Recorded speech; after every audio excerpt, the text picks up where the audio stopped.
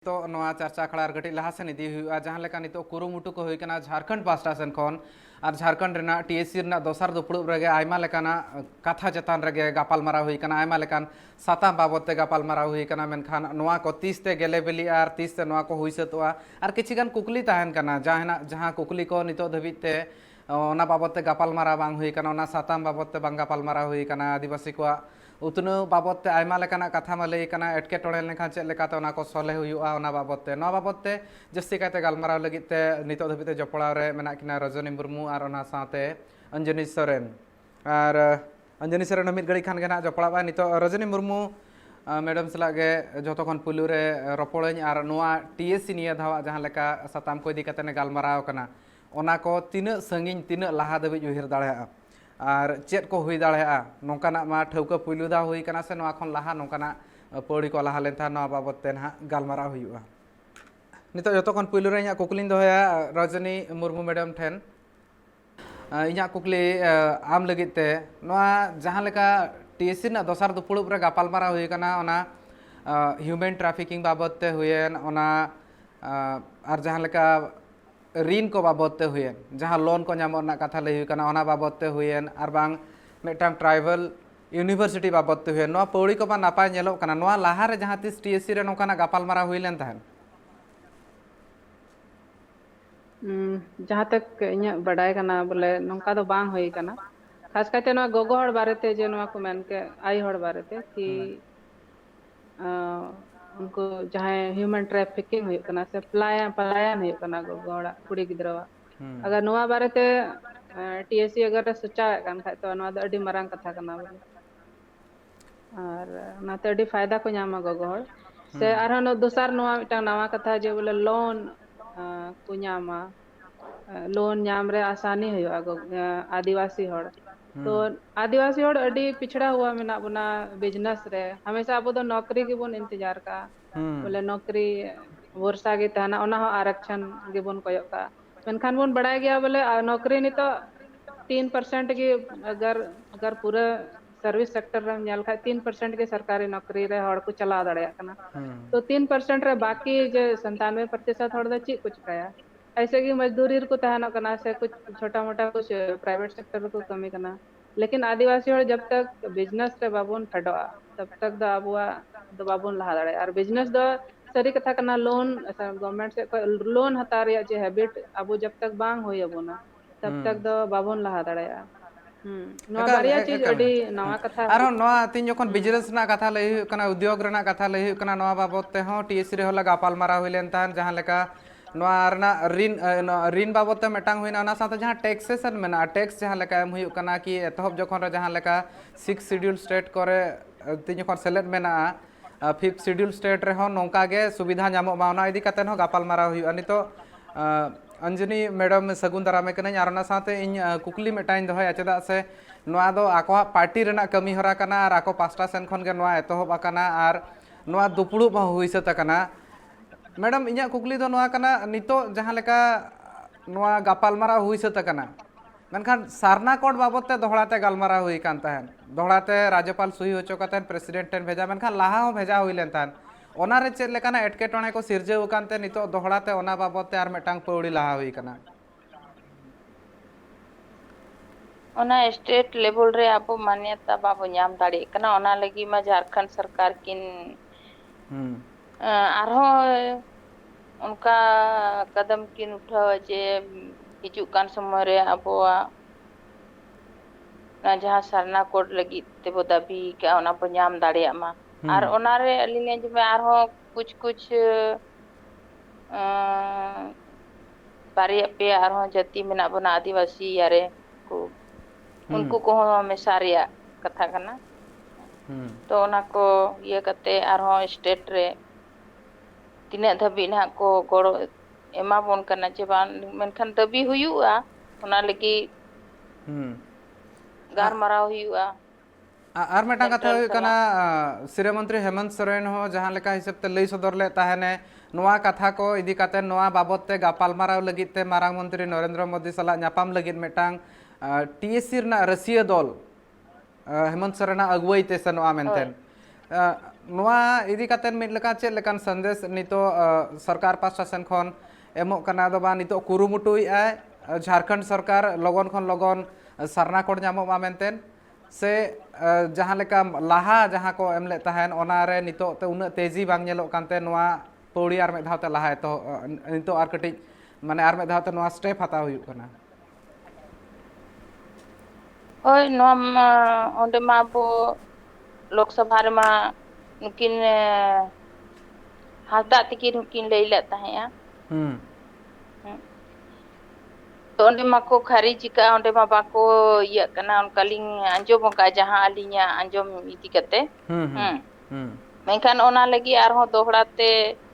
ᱠᱚᱫᱚᱢ ᱩᱴᱷᱟᱹᱣ ᱦᱩᱭᱩᱜᱼᱟ᱾ ᱦᱩᱸ ᱨᱚᱡᱱᱤ ᱟᱨ ᱢᱮᱰᱟᱢ ᱮᱠᱟᱞ ᱜᱮ ᱟᱨ ᱢᱤᱫᱴᱟᱝ ᱠᱩᱠᱞᱤ ᱮᱭᱥᱮ ᱦᱚᱸ ᱱᱤᱛᱚᱜ ᱢᱟ ᱦᱩᱸ ᱱᱤᱛᱚᱜ ᱢᱟ ᱟᱵᱚ ᱟᱹᱫᱤᱵᱟᱹᱥᱤ ᱠᱚ ᱦᱤᱱᱫᱩ ᱨᱮᱠᱚ ᱢᱮᱥᱟᱭᱮᱫ ᱵᱚᱱᱟ ᱡᱟᱦᱟᱸ ᱞᱮᱠᱟ ᱦᱮᱸ ᱦᱩᱸ ᱛᱚ ᱚᱱᱟ ᱤᱫᱤ ᱠᱟᱛᱮ ᱥᱚᱨᱠᱟᱨ ᱱᱤᱛᱚᱜ ᱵᱤᱡᱮᱯᱤ ᱥᱚᱨᱠᱟᱨ ᱟᱵᱚ ᱞᱟᱹᱜᱤᱫ ᱫᱚ ᱚᱱᱠᱟ ᱵᱟᱭ ᱩᱭᱦᱟᱹᱨ ᱫᱟᱲᱮᱭᱟᱜᱼᱟ᱾ ᱢᱮᱱᱠᱷᱟᱱ ᱚᱱᱟ ᱞᱟᱹᱜᱤᱫ ᱟᱵᱚ ᱞᱟᱹᱲᱦᱟᱹᱭ ᱛᱮ ᱦᱩᱭ ᱟᱵᱚᱣᱟ ᱡᱩᱫᱤ ᱟᱵᱚᱨᱮᱱ ᱥᱚᱨᱠᱟᱨ ᱡᱷᱟᱲᱠᱷᱚᱸᱰ ᱢᱩᱠᱛᱤ ᱢᱳᱨᱪᱟ ᱨᱮᱱ ᱥᱚᱨᱠᱟᱨ ᱦᱳᱭ ᱦᱮᱢᱚᱱᱛ ᱥᱚᱨᱮᱱ ᱛᱤᱠᱤᱱ ᱡᱩᱫᱤ ᱱᱚᱣᱟ ᱟᱵᱚ ᱟᱹᱫᱤᱵᱟᱹᱥᱤ ᱞᱟᱹᱜᱤᱫ ᱩᱭᱦᱟᱹᱨ ᱠᱟᱛᱮᱫ ᱡᱟᱦᱟᱸ ᱠᱚᱜᱮ ᱢᱚᱛᱞᱚᱵ ᱦᱚᱨ ᱠᱤᱱ ᱥᱟᱵ ᱟᱠᱟᱜᱼᱟ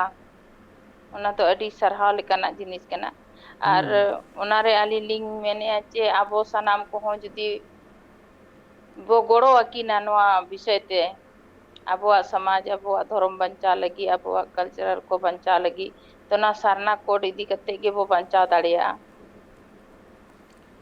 ᱮᱠᱟᱞ ᱜᱮ ᱫᱷᱚᱨᱚᱢ ᱠᱳᱰ ᱢᱟ ᱞᱟᱹᱠᱛᱤ ᱠᱟᱱ ᱜᱮᱭᱟ ᱟᱨ ᱚᱱᱟ ᱤᱫᱤ ᱠᱟᱛᱮ ᱠᱤᱪᱷᱤᱜᱟᱱ ᱮᱯᱮᱨᱦᱮᱸᱰᱮ ᱚᱠᱟ ᱚᱠᱟ ᱴᱚᱴᱷᱟ ᱠᱚᱨᱮ ᱢᱮᱱᱟᱜᱼᱟ, ᱚᱠᱟ ᱚᱠᱟ ᱯᱚᱱᱚᱛ ᱠᱚᱨᱮᱱᱟᱜ ᱵᱟᱝᱠᱷᱟᱱ ᱫᱚ ᱡᱷᱚᱛᱚ ᱜᱮ ᱢᱤᱫ ᱞᱮᱠᱟᱛᱮ ᱢᱤᱫ ᱢᱚᱱᱮ ᱠᱟᱜᱼᱟ ᱠᱚ ᱢᱮᱱᱠᱷᱟᱱ ᱚᱱᱟ ᱤᱫᱤ ᱠᱟᱛᱮ ᱡᱟᱦᱟᱸ ᱮᱯᱮᱨᱦᱮᱸᱰᱮ ᱚᱱᱟ ᱵᱟᱵᱚᱫ ᱛᱮ ᱛᱟᱭᱚᱢ ᱢᱮᱱᱠᱷᱟᱱ ᱫᱚ ᱡᱷᱟᱲᱠᱷᱚᱸᱰ ᱨᱮᱱᱟᱜ ᱠᱟᱛᱷᱟ ᱛᱮᱧ ᱡᱚᱠᱷᱚᱱ ᱞᱟᱹᱭ ᱠᱟᱱᱟ ᱤᱱᱟᱹᱠᱷᱟᱱ ᱫᱚ ᱥᱟᱨᱱᱟ ᱠᱳᱰ ᱨᱮᱱᱟᱜ ᱠᱟᱛᱷᱟ ᱦᱚᱸ ᱜᱟᱞᱢᱟᱨᱟᱣ ᱦᱩᱭᱩᱜ ᱠᱟᱱᱟ᱾ ᱟᱨ ᱜᱟᱞᱢᱟᱨᱟᱣ ᱦᱩᱭᱩᱜ ᱮᱠᱟᱞ ᱜᱮ ᱢᱮᱱᱮᱫ ᱟᱹᱧ ᱨᱚᱡᱽᱱᱤ ᱢᱮᱰᱟᱢ ᱴᱷᱮᱱ ᱱᱚᱣᱟ ᱢᱤᱫᱴᱟᱝ ᱠᱩᱠᱞᱤ ᱮᱱᱟᱝ ᱠᱷᱚᱱᱜᱤᱧ ᱩᱭᱦᱟᱹᱨᱮᱫ ᱛᱟᱦᱮᱱ ᱱᱚᱣᱟ ᱢᱤᱫ ᱞᱮᱠᱟᱛᱮ ᱱᱤᱛᱚᱜ ᱡᱟᱦᱟᱸ ᱴᱨᱟᱭᱵᱮᱞ ᱤᱭᱩᱱᱤᱵᱷᱟᱨᱥᱤᱴᱤ ᱨᱮᱱᱟᱜ ᱠᱟᱛᱷᱟ ᱞᱟᱹᱭ ᱠᱟᱱᱟ, ᱡᱟᱦᱟᱸ ᱞᱮᱠᱟ ᱟᱹᱨᱤᱪᱟᱹᱞᱤ ᱢᱮᱱᱟᱜᱼᱟ, ᱡᱟᱦᱟᱸ ᱞᱮᱠᱟ ᱟᱵᱚᱣᱟᱜ ᱯᱟᱹᱨᱥᱤ ᱢᱮᱱᱟᱜᱼᱟ, ᱚᱱᱟ ᱦᱤᱥᱟᱹᱵ ᱛᱮ ᱟᱹᱫᱤᱵᱟᱹᱥᱤ ᱠᱚᱣᱟᱜ ᱥᱟᱱᱟᱢ ᱟᱹᱫᱤᱵᱟᱹᱥᱤ ᱠᱚᱣᱟᱜ ᱯᱟᱹᱨᱥᱤ ᱡᱟᱦᱟᱸ ᱞᱮᱠᱟᱛᱮ ᱢᱮᱱᱟᱜᱼᱟ, ᱟᱹᱨᱤᱪᱟᱹᱞᱤ ᱢᱮᱱᱟᱜᱼᱟ, ᱚᱱᱟ ᱥᱟᱱᱟᱢ ᱠᱚᱜᱮ ᱚᱸᱰᱮ ᱢᱤᱫᱴᱟᱝ ᱥᱟᱡᱟᱣ ᱫᱚᱦᱚ ᱚᱱᱟ ᱥᱟᱶ ᱥᱟᱶᱛᱮ ᱚᱱᱟ ᱤᱫᱤ ᱠᱟᱛᱮ ᱠᱷᱚᱸᱫᱽᱨᱚᱝ ᱦᱩᱭᱩᱜᱼᱟ, ᱨᱤᱥᱟᱨᱪ ᱦᱩᱭᱩᱜᱼᱟ, ᱚᱱᱟ ᱞᱟᱹᱜᱤᱫ ᱛᱮ ᱡᱟᱢᱥᱮᱫᱽᱯᱩᱨ ᱨᱮ ᱢᱤᱫᱴᱟᱝ ᱴᱨᱟᱭᱵᱮᱞ ᱤᱭᱩᱱᱤᱵᱷᱟᱨᱥᱤᱴᱤ ᱵᱮᱱᱟᱜᱼᱟ᱾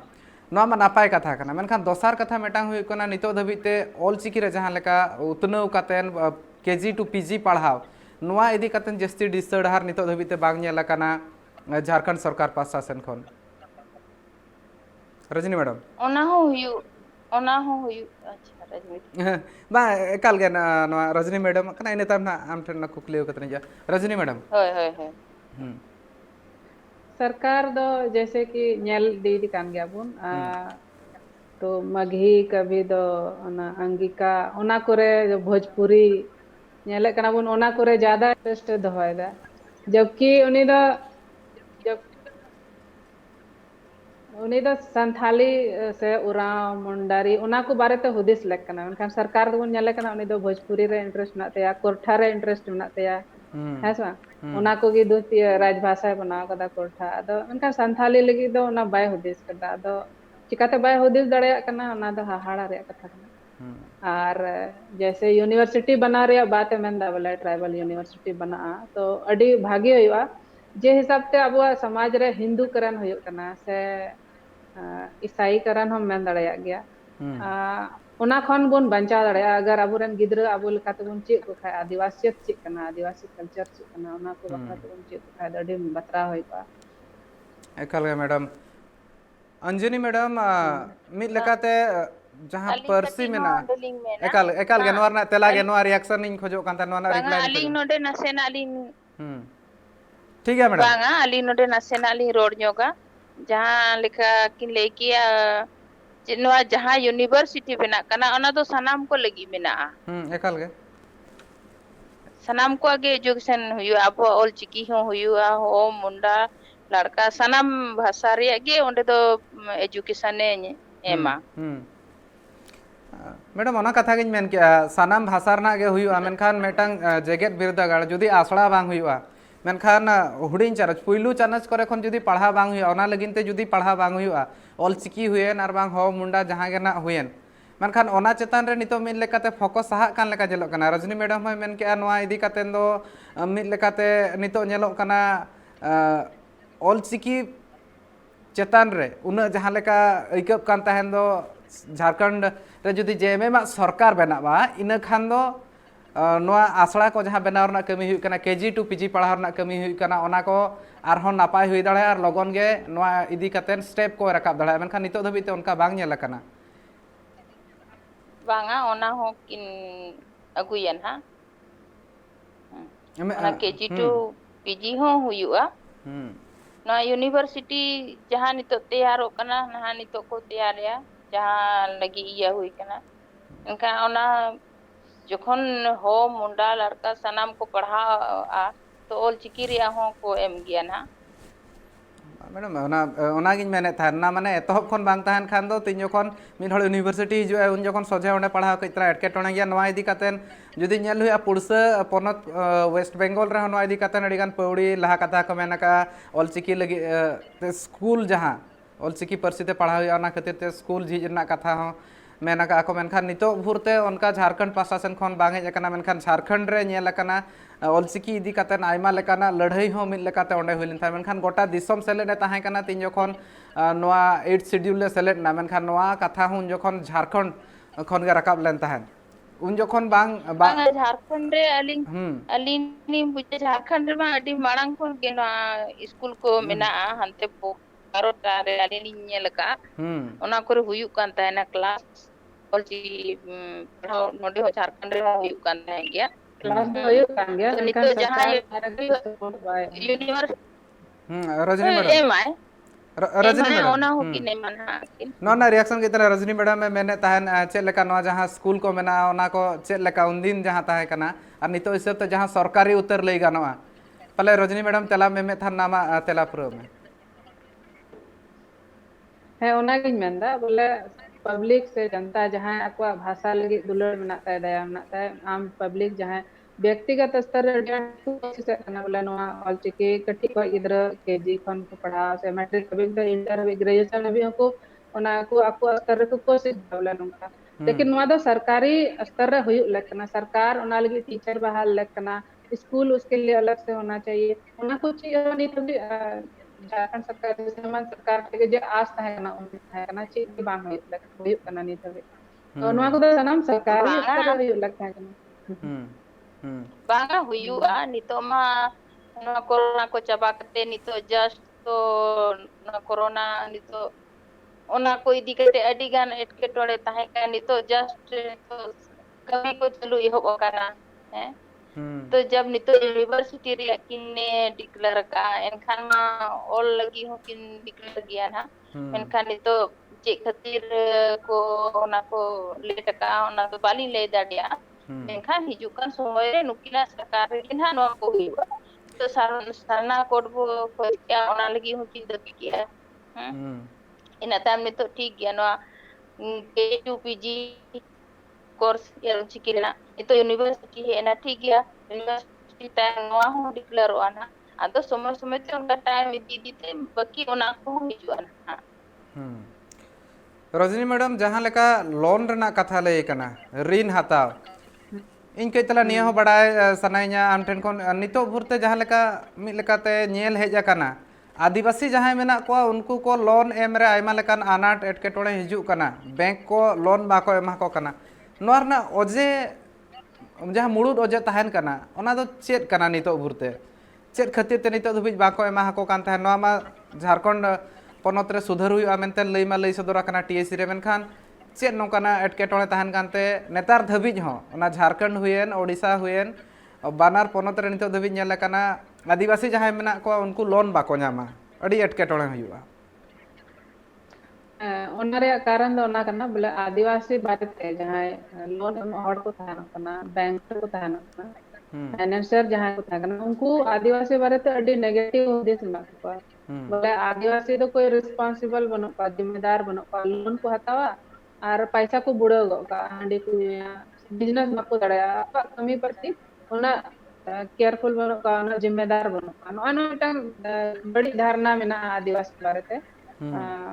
फाइनेंसर मेनखान ओना वजह ते बाकू ᱚᱱᱟ वजह ᱛᱮ ᱵᱚᱞᱮ नॉर्मल लोन हो आदिवासी अडी मुश्किल ते जहां नौकरी करना को उनको तो लोन तो एमा को आसानी ते है मेनखान जहां बाय नौकरी करना तो उनको तो बाको एमा को ओने तो उनी नेल ते बोले नुई हर चे उनिया बिजनेस ते नेल ते चिलका बिजनेस दा चिलका दाड़े kana चला दाड़े तो ऑन जिनिस आदिवासी ठे थोड़ा दिक्कत हुई कना बोले मा बिजनेस माइंडेड अब बनु ना कम गिबन बिजनेस लाइन रे कम गिबन चला नॉय ना सुर दिन नेतार थोड़ा बन चला हो कदा तो लोन हता लगे तो ना उदु हुआ बोले ची इन बिजनेस दा मा प्रोजेक्ट बना कते उदु हुआ तो ना मामले टेक्निकल मामले रे थोड़ा बन पीछे गया से थोड़ा सपोर्ट बाबुन टेक्नीशियन थोड़ा सपोर्ट बाबुन हता दा अकाउंटेंट तो ओना वजह ते दिक्कत हुई बाबुन नाम दरे ओना मिटांग अरी मारांग एटकेटोणे कान गया और ना खातिर ते नितो दिशा डहार को मा जामो गया मेनखान सरकार मित पास्टा सेन लाहा सेन हेज आकना नोय नोआ मित लेकाते नेलो कना पालेन एटकेटोणे आरहों मुचाद दाड़ेहा और लोन को पाले नाम कातेन जहां लेकाना उद्योग हुएन और बांग जहां लेकाना व्यापार वाणिज्य हुएन ओनारे जहां तिना आदिवासी मेना को झोतो को आणगो दाड़ेहा और नोडे और मिटांग पॉइंट जुदी गालमाराव ना मेना अंजनी मैडम नोडे दो हुयुक कना मित लेकाते ह्यूमन ट्रैफिकिंग रना कथा लैलना ओना लगिनते मॉनिटरिंग हुयुक कना ओना लगिनते कोडरा अनरी मिटांग अगु हुयुआ ओना हो लैलेन तहन और जहां लेका नितो गालमाराव हुइना यूनिवर्सिटी रना कथा नोआ को तायमते आरहो मिटांग जहां नितो चांगा सेमलेट को बनाव कना ओना ना मिटांग आर मिमिटी कमिटी बनाव कना ओना कमिटी करना रिपोर्ट आधार तेगे नितो जहां पौड़ी लहा हुयुआ ओना को लहाया मेनतेन टीएससी रे लई कना मेनखान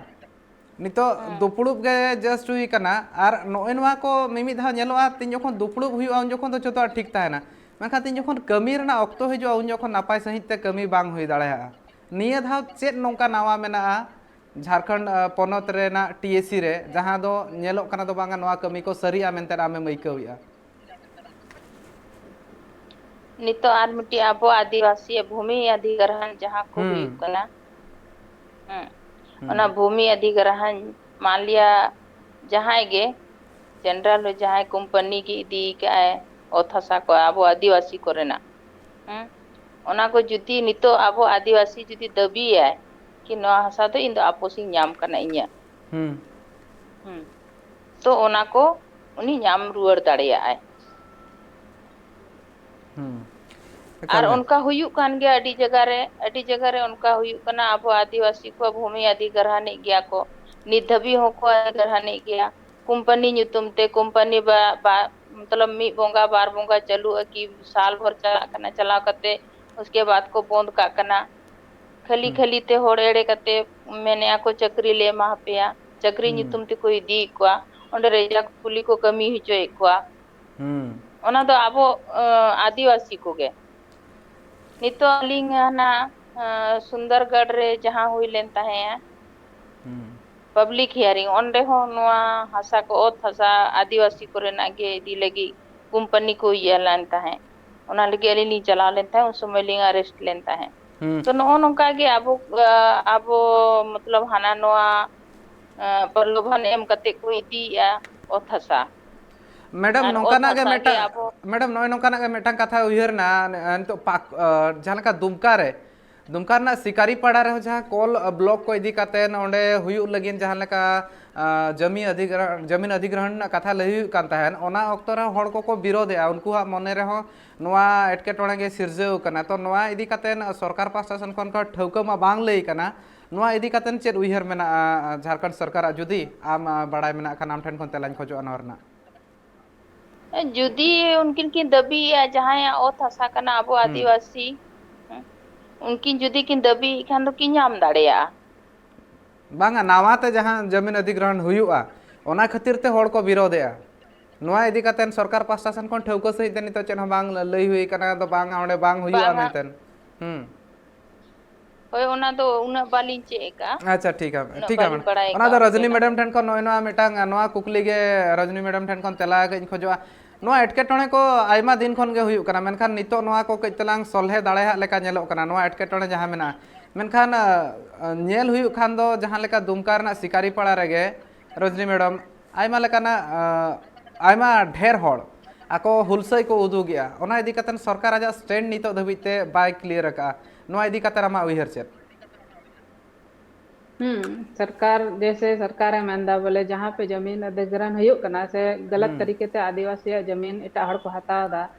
दिकू को हताव दा से जहाँ गे को हताव दा पूंजीपति को हताव दा तो उसमें ओनारे आले ओना वापस रिया ले कोशिशा मेनखान देखा जाए तो जितना भी आदिवासी जमीन जे लूट हुई कना से उनको नुकसान हुई कना उनको विस्थापन हुयुक कना जमीन वजह से जमीन हताव वजह से उनको को विस्थापित कना आदिवासी उनारे दो सरकाराग गी हमेशा खन अडी मरांग भूमिका ताहे कना और नित हो सरकाराग गी भूमिका कना अगर शिकारी पड़ा रे नितो आदिवासी आपको जमीन एम बाको मेंदा और सरकार हता तो कोई हता दा अबुरा नितो जाए वर्तमान झारखंड सरकार गी उन्हीं की लहा खय गी हालांकि योजना दो ताहे कना मेनखान आगे की कार्रवाई दो नितो झारखंड सरकार उनारे चिकायदा उन्हीं मेंदा बोले नोआ जमीन एमाओ को लेक कना कंपनी तो इन शिकारी पड़ा बगल रगी लयाम कना मसांजो डैम मेना जस्ती जल दबन ओंडे खन नित हो ओंडे जहां विस्थापित कना को हड़ आदिवासी हड़ जत कन गया को संथाल गी उनको नित भी मुआवजा बाको नाम कदा और जैसे कि ओना डैम रे दा ढेर चला तो आयमा हड़ा खेत को यो कना उनुम चबा कना अद उनुम इदी कान तको उनको लगी ओंडे कोई मुआवजा बन उनको दो अंत दो बेघर गे मना पा बोले और नुकसान रे मना पायमा जायगा उनको चलान तको कोई मुआवजा बाको नाम कदा तो उनका गे होयो कना अब नी तो ना शिकारी पड़ा रे जे होयो ओना रहा उनका गे तो माना दिक्कत हुई कना मतलब मैडम एकल गे आमा तेला आंजमा अंजनी मैडम कई तेला खाली रजनी मैडम पूरा होचो इन चेत कथा लई सदर ता नितो ओना उनका लेका गे शिकारी पड़ रे जहां एटकेटोणे को ओना बाबत ले थाने मैडम रजनी मैडम शिकारी पड़ा रहा उनका गे होयो अब ठीक गया जमीन में हम हता गए इसका जहाँ हम जमीन में हता दा उन्हीं मस्त मुआवजा बाया उन्हें उनको को विस्थापित तो करना उनको जिंदगी तो बढ़ जाता ना इना बगल रही जैसे आले पाकुड़ में ना पाकुड़ जिला में ओंडे हम कोयला ब्लॉक ओंडे हम कोयला खदान को खुले लेदा नित हो हड़ विस्थापित में को जहाँ लका कते अड़ी सौड़ी उड़ा को बना को और ओना उड़ा दो रफु एन तको नित उनको तो कोई स्किल बनुआ उनको ठे कोई रोजगार ली कोई साधन बनुआ ना खदान हो बंद ना और उनको जो जमीन था का ना जमीन हो चबायन तको अब उनको तो बेघर चबायन को लवारिस चबायन को रिफ्यूजी चबायन को तो सरकार खुद बोलती है कि मतलब हम लोग जमीन बचाएंगे और जमीन तो वही लूट रही है सरकार ही लूट रही है सबसे ज्यादा मारांग सवाल का मारांग कुकली का अंजनी मैडम सरकार गे मैंने हासाय बांचा मेनखान सरकार गे मिल लेकाते हासा दो हमेट दिया कुमड़ी दिया बांगा मैडम ठीक है ना मसान जो डेम 30 बनाओ कना ना लेबिन से और उन समय कोई सरकार सिदाई के बनाओ कना मैडम बांगा तो ओना दो एग्जांपल ही जितना भी डैम बना कना जितना सरकारी योजना तो बांगा नी तो होय ओना मारे को इदी का ओना को एकल अंजनी मैडम आमा तेला पुरो मैं इन मेने था नहीं नोआ लेका जहां हुयु कना नितो माने ओना हिसाब ते सरकार आजा स्टैंड माना क्लियर गया क्लियर लगती कना मेनखान नोआ जहां लेकाते लई सदर का है ओनारना आर में धाते दोहड़ा तुनखी हुयुआ इना तायम से जहां जुदी उनका एटकेटोड़ हुई कना इना खान दो उनको आर में धाते ओना हासा रुवाड़ा को से चेत लेका कंपनसेशन एमा को ओना इदी काते होना गालमारा हुयुआ मारांग कथा कान गया मेनखान नोआ को लगित ते ऑक्तो हो आयमा पाले लगती अंजनी मैडम और उन ऑक्तो ते तीना ऑक्तो ते हुई ओना ठौका सहित ते बांग बाड़ाय दाड़े का ओए बांगा नोमा उन समय मा झारखंड मुक्ति मोर्चा सरकार में बाय तहे केना उन समय में बिहार रे उन समय तो बिहार राज्य रे पूरा झारखंड उन समय तो में साथ है केना तो ओनारे में हेमंत सरकार नितो अकिन मेना किन खा नितो अकिना उद्देश्य इदी कते अकिन उयहर इदी कते नितो ओना को जहां करे एका को ओना को अगुरुआ लगे अकिन की चेष्टा है मैडम नोआ नापाय कथा के मिल लेकाते नोआ जहां कमी होरा लहा हुई कना नोआ नापाय कथा कना मेनखान जहां एटकेटोणे हुयुआ मैडम कई तलांग बांगा मैडम आम पूरा मेना तामी कुलेनी बांगा नितो नो रांची से लिंगा जो मुका उनते तीना गान जगह जो ओना अधिग्रहण लेनता है ओना को अपोसका को काले मैडम एकाले नोइना कुकले मेनिन मेनखान आधान होड़ को नोंका को तहन कना जहां को आयमा एटकेटोणे को तहन कना को जहां लेका जमीन को अधिग्रहण का लैंड एक्विजिशन हुई कान ताकोआ उनको को नितो ओना इदी कातेन ओकारे को चला ओकारे बांगा नोय नो इदी कातेन आको मोने रे अडिगान दोहा बोहा ताहन कना चे नोकाना मेटांग कमी होरा लाहा लेनखान गान को कमी होरा बनाव लेखान गान को सरकार पास्टा सेन खन जहां दो सरकार ठेन सोझे आको हा जहां एटकेटोड़े मेना सदर दाड़े के आको मैडम नोआ आर मितम को एकाल गे मेनी माने नोंकाना मेटांग डाहार तहन लगती कना जहां दो सरकार सोझे आको एटकेटोड़े को लई दाड़े से ओकारे आको प्रॉब्लम हुई कना ओकारे कंप्लेन आको ओना हो आधान हर बाको ठिका जमा कना नोआ इदी कातन के तलांग नोआ ना तेलाई लगती कना ओकारे चलाव कातन को लई दाड़ेआ जहां तिना गे होड़ मेना को आको हा एटकेटोड़े ओकारे को लई दाड़े खान दो आको नोइना हासा इदी कातन मैडम बांगा ओना आकिना कॉन्टैक्ट नंबर मको एम गया चे ओना कॉन्टैक्ट करते ओंडे फोन करते ऑफिस रे फोन ओना नंबर मको एम का गया ऑफिस रे फोन करते ओंडे खन को ओना को इदी दाड़ेया बड़ाय दाड़ेया को ठीक है मैडम ओने ओना कथा कान गया एकाल गे नोआ मेटांग प्रोसेस हुईना मेनखान दो मेटांग ऑल तोल रना कथा कना रजनी मैडम जहां नोना को बाबत ते हो मेटांग अनरी कइतला हुडिन रे हो बनाव लगती कना होड़ को आको एटकेटोणे ओकारा झतो खन पुइलु को सदरा नितो नोआ मेटांग चेद आदिवासी को लगिन हो एटकेटोणे कना आको ओकारे को लया ओना बाको बडाया बाको सदर बड़ा इनका कोई सुविधा बनवा सरकार के पहुंच बना जैसे गोड्डा रे तहन कना लयाम कना गोड्डा रे दो अडानी पावर प्लांट नोडे उन जके काफी चर्चा रहे लना और जेएमएम खास करते ओना रे विरोध कान था ना निथो पावर प्लांट में मिना गया और बना तेगे मिना निर्माण का प्रक्रिया रे मिना मेनखान जब सरकार ने तो है इना तो अडानी पावर प्लांट का वो सपोर्ट कर रही है गड़ो आए कना सनाम को चिकायदा अदो ओना गिले में बोले जहां अब पॉलिटिक्स लेगे बोन जहां बोन विरोध दा राजनीतिक पार्टी रे चीज का उनी दो अपना पॉलिटिक्स लेगे जहां पार्टी या कंपनी या विरोध दा जब उनी आर सरकार रहे हैं खाय तो फिर उनी के उनी सपोर्ट आए करना उनी गड़ो आए करना तो पब्लिक लेगे दो अड़ी मुश्किल गया बोले उनी दो कार्य चला उनी लेगे दो कहीं कोई जायगा मैन लेगे अरदास लेगे दो कहीं जायगा बंग कंपनी और सरकार तो मिली हुई है क्या कीजिएगा कहाँ कंप्लेन कीजिएगा अंजनी मैडम मिड लेकाते नोइना कुकली हो रकाब कना नितो सपोर्ट हो न्यामो कान गया मिठेन रेना मिड बार ठेना कथा दो बांग कना झारखंड रे आयमा टोठा करे नोकाना नेला कना विरोध को अडिगान सदर कना सरकार नुकु हड़ को कथा आंजम लगती कना से बांग अंजनी मैडम लगती कान गया और अलिंग मा बालिंग जो ये चे बाकी ना जो में उनका दो बाय हुई कना आंजो में गया किन और उनको उयहर कते के नोआ को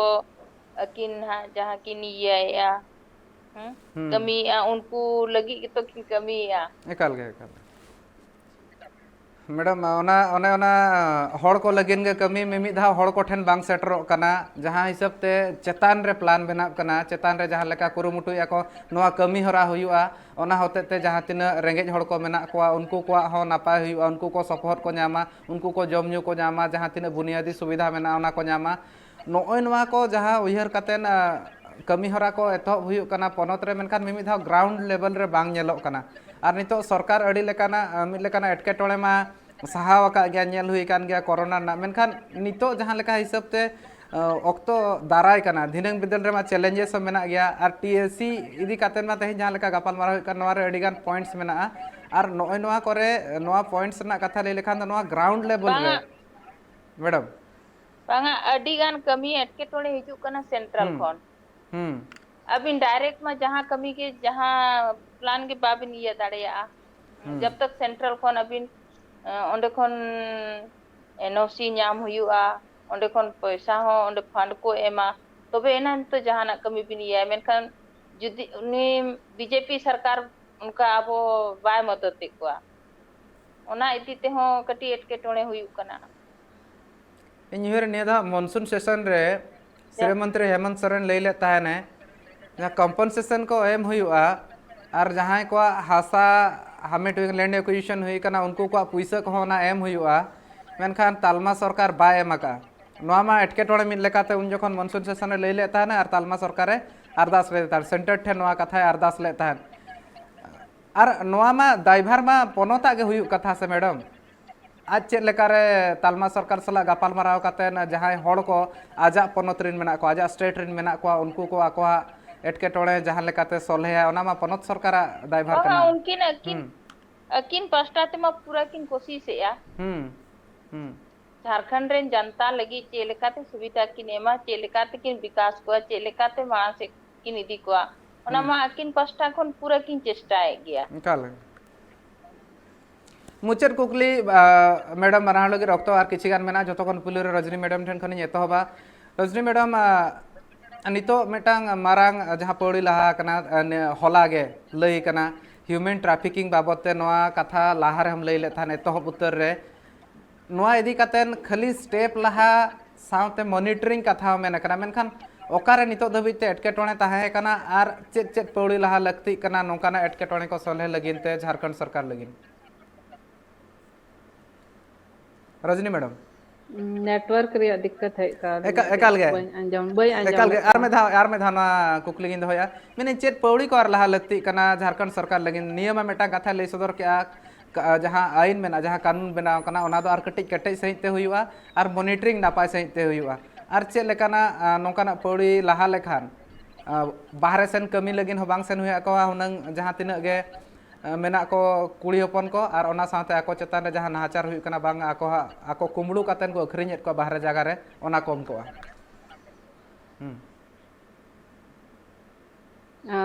बई अंजम ठीक लगता मस्ते आमा कुकली मेनखान इन जे रोड सनाई दिन कान तना एकाल गे मैडम ह्यूमन ट्रैफिकिंग बारे ते कि हाँ सरकार ठीक गया कोशिश करना है ह्यूमन ट्रैफिकिंग रे अडी टाइट कानून लहा खय के बनाव कना झारखंड स्पेशल बनाव कना क्योंकि झारखंड खय दो अडी जस्ती ह्यूमन ट्रैफिकिंग हुई कना आदिवासी गोगोड़ा तो इसके बाद फिर आरोनी तो टीएससी सोचा था बोले इसके लिए हम लोग फिर से अलग से अच्छा काम करेंगे लेकिन सरकार नोआ संगे ते नोआ कमी लगतान तया बोले ट्रैफिकिंग जो हुई कना उना दो उना रे जड़ दो रहे दो कना अब समाज एकेन गरीबी मत तो बांग कना बोले गरीब मेना बना उना वजह ते ट्रैफिकिंग हुई कना उना रे कारण दो कना अब जो समाज सामाजिक संरचना जे मेना उना रे ह्यूमन ट्रैफिकिंग अड्डी मारंग रोल मेना कि अब समाज दो हमेशा गी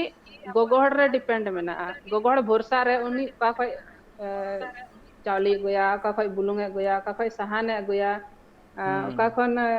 दा गुया सब सारा मैनेजमेंट गोगोहड़ हाथ रे तहना कना तो मिटांग गोगोहड़ उड़ा खन बाहरे कमी चला कना इटा राज्य चला कना इटा समेन कम संगिंग दिशा में चला कना तो नुआ लगे अब समाज हाहाड़ा बाय आइकेवा आश्चर्य बाय आइकेवा उनी मना नॉर्मल गोगोहड़ा में कमी कान उड़ा दूर चला रे उनी उकालगा कते चला दा बाय चला दा उड़ा रन हड़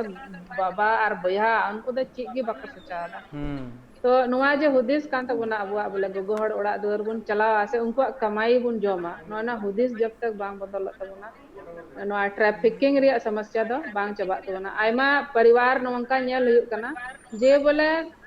कुड़ी हंते को कंप्लेन दा बोले इन नोडे मुसीबत रे मिनया नोडे खन उंडुंग इदी पे इसके बावजूद गौबा कोई मतलब बनो तो बोले तुम शांत रहो थिर को मैं कमा करके हम लोग को भेजो बस और इसका आम ओडे चिल का मना ओना सादिन दो कोई मतलब बनो तिया तो समाज रे अनवा सोच जब तक सरकार नवा कोशिश लगकान तया